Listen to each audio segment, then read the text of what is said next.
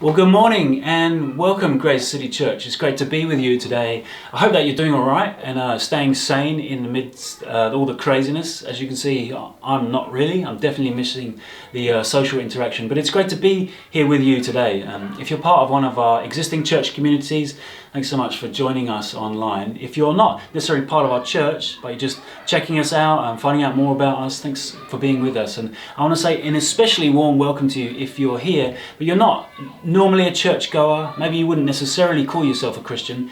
It's so great for listening. And I just want to issue you a challenge, if I may, this morning, to stay with us for this message, because I think there's some really kind of key things for you to think about as we go through it. So I issue that challenge. I hope that you can stay with us. So what are we talking about today? Well, the question is, who do you think that Jesus is? Who do you think he is? Did he have a mullet? Probably, yes, probably that's true. Other than that, who do we think Jesus is? You know, many people throughout history have considered him to be the most influential person. I don't know if you're into soccer, but recently Jurgen Klopp, the manager of the greatest soccer club in the world, I'm pretty sure that's in the Bible somewhere, I haven't checked recently, pretty sure it is. He said this to German media. He said that Jesus is the most important person in history. Jesus is the most important person in history.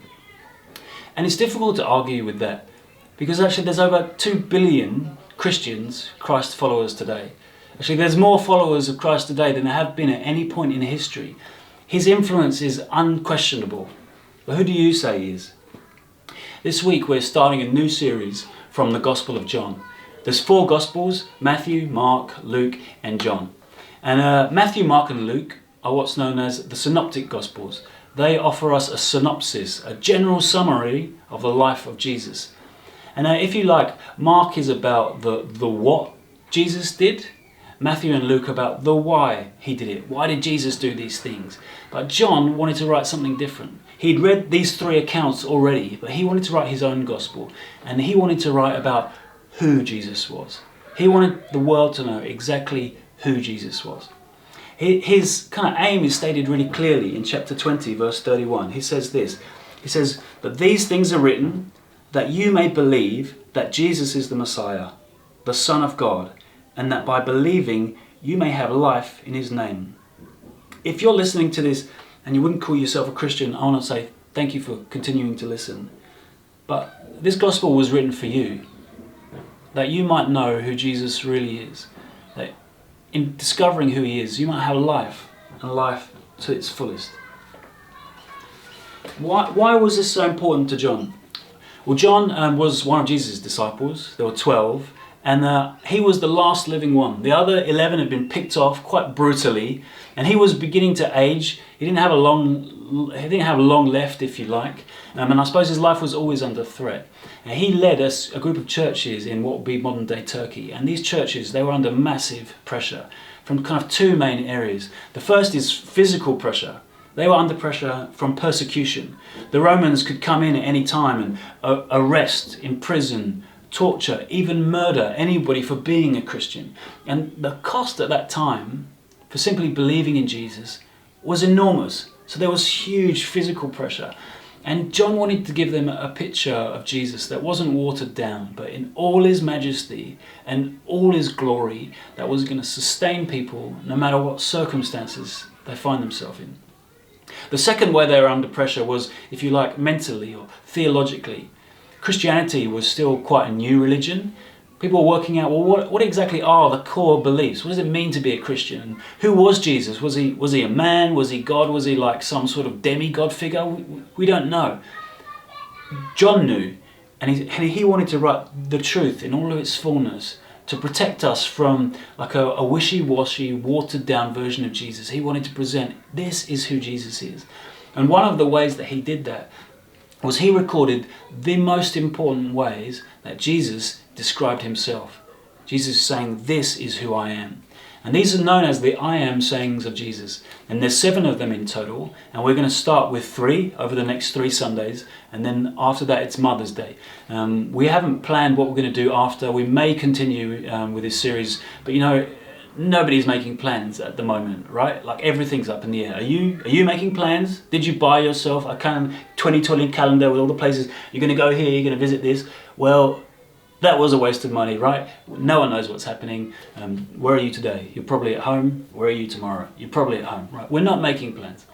So we're going to do these first three. It's going to be Mother's Day. Then we'll probably pick up, but it depends where we are. And the first one that we're going to start is where Jesus says, I am the bread of life. And like our hope and our heart for this series is that we really just lift our eyes up to Jesus. That we just get a fuller, more glorious, more beautiful understanding of who he is. And as we do that, everything else just kind of falls into place. So that's our heart behind this series. So if you could grab your Bible, we are reading from John chapter 6, verses 25 to 35. John chapter 6, 25 to 35. And I've asked my friend Isabel to do the reading for us. So it's over to you, Isabel. The Bible reading today starts at John chapter 6, verse 25. When they found him on the other side of the lake, they asked him, Rabbi, when did you get here? Jesus answered, Very truly I tell you, you were looking for me not because you saw the signs I performed, but because you ate the loaves and had your fill. Do not work for food that spoils, but for food that endures to eternal life, which the Son of Man will give you. For on him God the Father has placed his seal of approval. Then they asked him, What must we do to do the works God requires? Jesus answered, The work of God is this, to believe in the one he has sent. So they asked him, What sign then will you give that we may see it and believe you? What will you do? Our ancestors ate the manna in the wilderness, as it is written, He gave them bread from heaven to eat. Jesus said to them, Very truly I tell you, it is not Moses who has given you the bread from heaven, but it is my Father who gives you the true bread from heaven. For the bread of God is the bread that comes down from heaven and gives life to the world. Sir, they said, always give us this bread. Then Jesus declared, I am the bread of life. Whoever comes to me will never go hungry, and whoever believes in me will never go thirsty. Dear God, thank you that even in times of uncertainty, that when we put our trust in you, we have all we need and more. I ask that as we listen to Hugh's message, that you would speak through him powerfully and remind us of the unfailing goodness and love of your Son, Jesus. In your name. Great, thanks Isabel for reading that for us.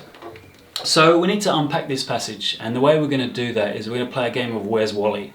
You know that game, right? You've got to find that guy in amongst the crowd. But the way we're playing it today is you're not looking for Wally, you're looking for yourself. I want to see if you can see yourselves in the text, because there's a number of people who come to Jesus and they ask him questions and then he responds. And what the challenge is, can you see yourself in any of these questions? Do you think, oh yeah, I definitely think that sometimes. So we're going to work through the text and explore the questions to unpack it. But before we do that, I think there's two things that we need to understand. First is we need to understand a little bit about bread. Jesus said, I am the bread of life. I don't know what you think about when you think bread. But okay, that's nice. Bread's nice. Or, to be honest, I'd rather have cake. I would definitely rather have cake. Or, to be honest, I try to avoid carbs. Or, I like bread, but only wholemeal. Or, it's got to be sourdough. Or, I need some more seeds in it. Or, it has to be gluten-free. What I'm saying is, when we think of the word bread, we probably think of something, we look at it through a very different lens to how our original readers would have heard when they heard bread. So for example, in Jesus' era, it's estimated that 85% of somebody's wage went simply on food. And the major source of food was bread. So literally, if you don't work, then you don't eat. And if you don't have bread, you don't have food. You're effectively starving. So bread was an essential part of daily life, absolutely essential. It wasn't something that we might have on a sandwich sometimes, give or take. It was essential. And the second thing we need to understand is we need to understand what has just happened before we get to this passage. So in this passage, the day before, Jesus was talking to a group of people and they got hungry. And when I say hungry, I don't just mean like a little bit peckish. They weren't working, so they weren't earning. So they weren't able to provide food for themselves. So it says Jesus moved with compassion. He wanted to feed them. And so he took a few loaves of bread and some fish and he fed 5,000 people with basketfuls left over, okay? He fed the crowd. And after that meal was over, he sent his disciples across the lake which was massive. It was like K's and K's wide. He sent them across, but he stayed. Later that night though, because he's Jesus, he walks across the water and meets his disciples in the boat. But the Jews, the crowd who've been fed, they've seen Jesus put the disciples in the boat, but they notice that he's not left. So they see him stand there. So when they wake up the next day, they're feeling a little bit peckish, you could say. They look for Jesus, but he's already gone. So like, where's he gone? So they think, well, we're getting a boat and we'll go across the lake and perhaps we'll find Jesus. And that's where we pick up the text. Okay, so in verse 25, when the crowd find Jesus, this is what they say. When they found him on the other side of the lake, they asked him, Rabbi, when did you get here? Jesus answered, very truly I tell you, you are looking for me, not because you saw the signs I performed, but because you ate the loaves and had your fill. They're looking for him because they're hungry. They call him Rabbi as if they're interested in his teaching, but it's their stomachs they're interested in filling, right? They're thinking about that 85%. And what Jesus does is he totally calls them out on their motives. He said, you're looking for me not because of the signs I performed, but because you're hungry. And he uses that word sign really specifically because a sign, as you know, points to something. It points to something else. And the miracle yesterday was a pointer to who Jesus was. He's come to do more than just feed our stomachs. He wants to feed our souls. But these people, they're not interested in the sign and reading about or learning about who Jesus might be. They're just looking for food. They're looking to fill their stomachs. And Jesus is calling them out on it. And he goes on to say, do not work for food that spoils, but for food that endures to eternal life, which the Son of Man will give you. And he's saying, you've worked quite hard. Like, you couldn't find me, so you found a boat, you've come all the way across the lake. Whatever you had on today, you've cancelled your plans. You're working hard because you want food. You need to work hard, not just for the now, for the current, to fill your bellies, but for eternal truths. That's where you need to be putting all your work. He's calling them out. And I wonder if you see yourselves in this question at all. I certainly see myself. As I was reflecting on it, I was thinking, it's so easy to be so busy here in the present and now that we miss the big eternal truths. Jesus did an incredible sign, but they're so occupied with what they're going to eat that they missed it. And I think sometimes, particularly now in this season when I feel like we're all rushing around, maybe not physically, or hopefully not physically, but mentally we're trying to come to terms with a new and difficult and changing circumstances. We feel busy. But in that busyness, we can be so obsessed with like the here and now that we forget to look at the things, consider the things that truly and eternally matter. We let days slip by where we don't really pursue God, where we're not really digging into his word or praying, and we say, it's because I'm busy. Jesus knows we're busy. He knows these guys are busy. He says, you guys are busy. But in your busyness, we need to be making sure that we're not missing out on the eternal significance. Okay, so it's question one. Question one I asked, how did you get here? And how the conversation is really going is, hey, make sure you don't miss out on the eternal truths by being so obsessed with the current. So moving on in verse 28, they then asked him, what must we do to do the works God requires? So the conversation has gone like this. Jesus says, you've been working really hard, but I'm going to give you a gift. But all they've heard from everything that Jesus said is work. What works must we do?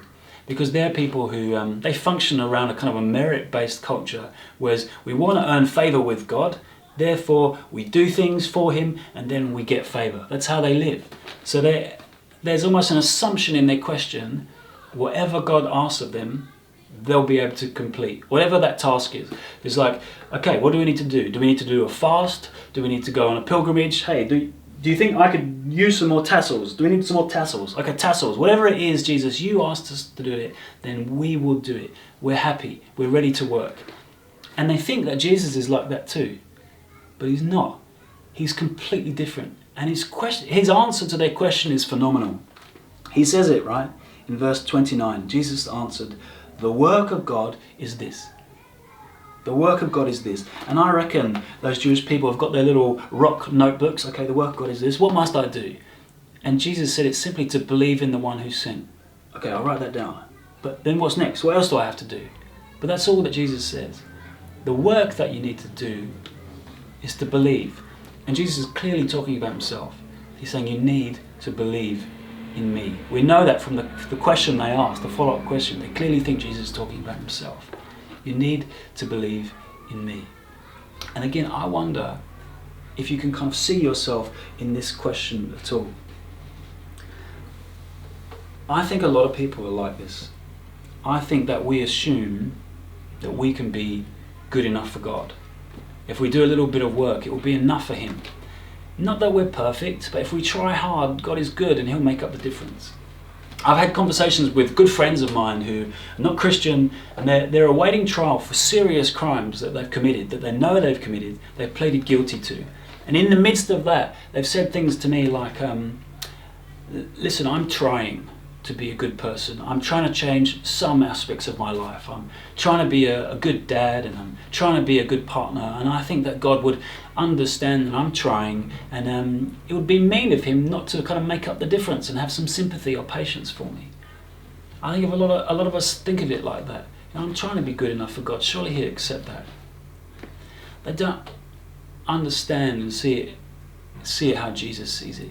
What Jesus sees is a huge gulf between us and him. They don't understand that God is absolutely perfect.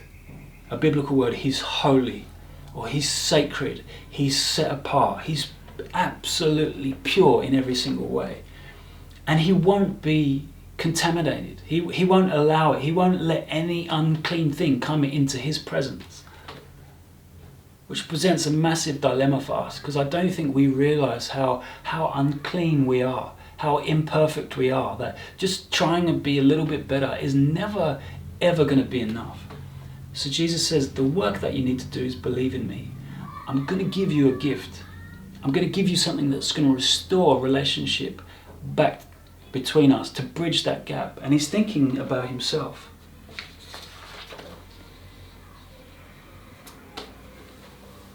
Galatians 3:10 says, for all who rely on the works of the law are under a curse. As it is written, cursed is everyone who does not continue to do everything written in the book of the law. What it's saying is, if you want to try and be good enough for God, you're cursed. Because what it means, you have to be perfect.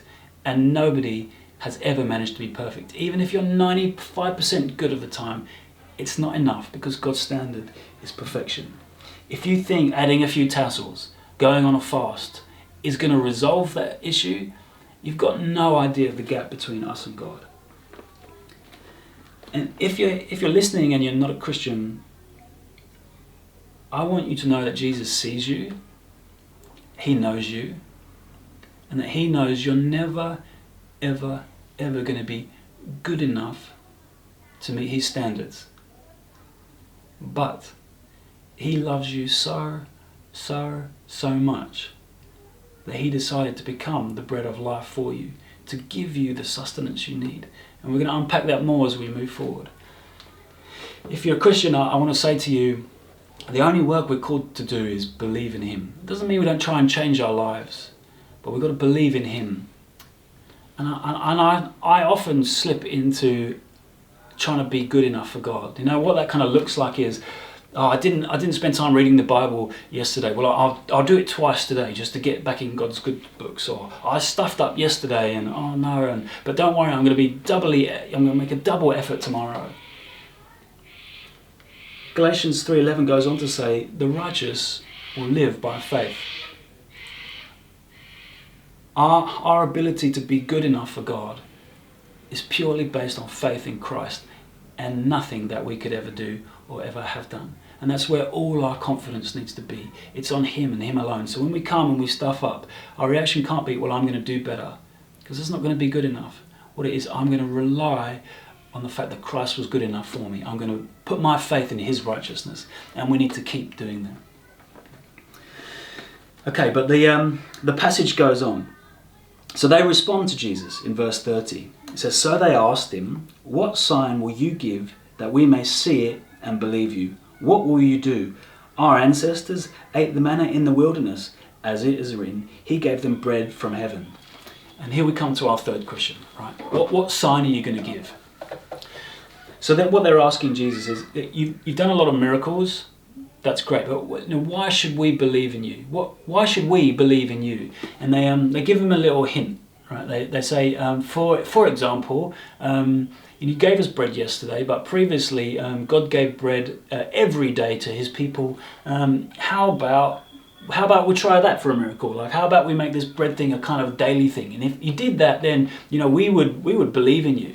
And I don't want to kind of caricature them unhelpfully, because perhaps there is a little bit more going on in the text, but that's the essence of it. Like, if you want us to believe in you, then you need to do these things for you, then we will believe in you. And Jesus' response is this. He said, very truly I tell you, in verse 32, it is not Moses who has given you bread from heaven, but it is my Father who gives you the true bread from heaven. For the bread of God is the bread that comes down from heaven and gives life to the world. Jesus is trying to tell them three things. He's trying to tell them, it's not about Moses. It wasn't Moses who gave you the bread. It was God who gave you the bread. And he's saying God is now going to give you true bread that's going to come down from heaven. And this bread is going to be a source of life to the entire world. Not just you or the Jewish population. This bread is for the entire world.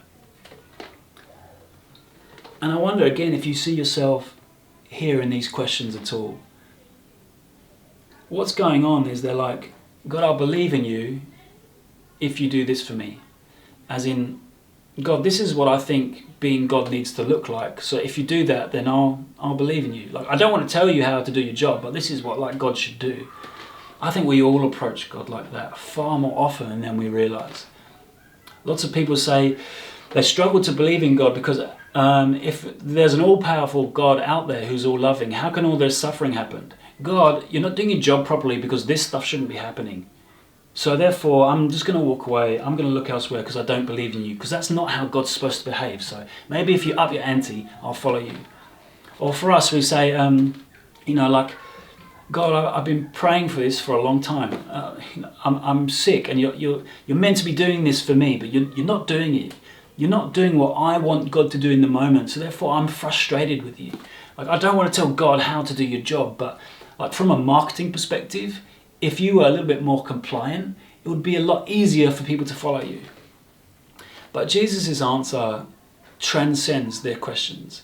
Because what Jesus is kind of saying is like, your focus is down here. It's on your stomach. It's on the 85%. It's on the things that you think that you need. And he's not saying I won't meet those needs, because he's done it the day before. He's fed the 5,000, like moved from the bottom of his heart out of compassion. He will meet those needs. But that's not why he came. That's not his primary concern. His primary concern is the state of our souls. His primary concern is the spiritual barrenness that we're in and meeting that need. That's why he came. It's not saying he won't do the practical things for us, but that's not his primary concern. And he's saying, you need to, I fed you yesterday. It's not that I won't feed you, but I'm promising you not just food for your stomach, but food for your soul for eternity. Don't miss that. And their response is almost quite comical. They hear bread that's going to last forever from heaven. They're like, great. So they say in verse 34, Sir, they said, always give us this bread. They're like, that bread sounds really good. I'm happy to have bread from heaven that's going to give life every single day. And then Jesus' response is phenomenal. And it says later on in verse 59 that Jesus is teaching in a synagogue, which is it wouldn't have been a massive room, certainly by our standards, and it would have been packed with Jesus and his disciples, some other of his followers, and then the religious people and a few curious people, and they're all listening in. And Jesus responds directly to what he's been saying indirectly the whole time. He says it in verse 35. Jesus declared, I am the bread. I am the bread of life. Whoever comes to me will never go hungry. Whoever believes in me will never be thirsty. I am the bread. And now we can't work through the whole passage, But if you do get time, I encourage you to read right up to chapter 7. Because Jesus goes on to say in verse 53, very truly I tell you, unless you eat the flesh of the Son of Man and drink his blood, you have no life in you. Unless you eat my flesh and drink my blood, you have no life in you. And how do we explain what Jesus is saying about himself? Well, I think this picture of the bread from heaven for the Israelites is a great picture. When the Israelites were in the desert, God fed them. He gave them manna every day. And if you consider a desert, it's like there's nothing there. There's no food there whatsoever. There was no way that these people could conjure up the resources to feed themselves. So they were going to starve. All they've got is like rocks and sand, which are not that nutritious. So Jesus provided them bread. He provided them a way to live, even in the wilderness. And what Jesus is saying is, the world is like a spiritual desert. It's a complete wilderness. There is no spiritual life in it whatsoever. But God's going to send his son, Jesus. He's talking about himself. I am going to descend down and I am going to be the bread. I'm going to give spiritual nourishment. And he's not saying I'm one of the breads. There's different types of bread. He said, if you don't have me, then you've got no life in you whatsoever. And this picture is an incredible picture of the gospel itself. Because I don't know if you know how the manna came down. Often people think it's like maybe just kind of slices of nice white bread came from heaven. I don't know. But what it actually says in Numbers 11 verses 7 to 8, it says this. It says, now the manna was like coriander seed, and its appearance like that of resin. The people went about and they gathered it, and they ground it in hand mills or beat it in mortars, and then boiled it and made it into cakes. And Exodus 16:31 tells us they tasted like wafers made with honey. So the manna came down in the form of a seed, and it had to be crushed and ground down before it could be turned into something that was delicious, taste as sweet as honey. That's a phenomenal picture of who Jesus was. He came down to earth for us, and he had to be ground down. He had to be crushed first and foremost before we could ever savor the sweet taste of salvation, which is like honey in our mouths. Jesus was broken, crushed on the cross.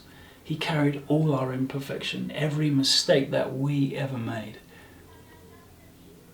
so that we could know new life in him. And how do we eat him? How do we taste him? Well, he gave us that answer in verse 29 when they asked, what work do we need to do? Jesus says, the only work you need to do is this. You need to believe in me. If you like, that's how we consume. That's how we participate in Christ. We believe that he made that sacrifice for us. We believe that he paid the price for every wrong thing that we've ever done. And he credited us with every good thing that he's ever done. This picture is such an amazing picture of the gospel. Jesus is saying, hey, this world is absolutely broken without me. And I'm going to come and I'm going to be bread. I'm going to be a daily essential ingredient for life. So what do we take home from this message and that Jesus is the bread of life? Well, those three questions are important. We need to ensure that we're not too busy to miss Jesus. We're not so busy with life that we forget to look up at him. We need to remember that we live by faith, that we're not able to approach God because we've been quite good today, but simply on the fact that Jesus came and was good on our behalf. And thirdly, we need to remember our primary concern shouldn't necessarily be what's going on down here, this level. Our primary concern is, God's primary concern is that the state of our soul, and we need to be making sure that we're looking up at him. And to conclude, I want to say, when Jesus says he's the bread of life, and if we eat him, we won't be hungry. If we drink him, we won't be thirsty. He's not saying that you have one bite of Jesus and you're done for life.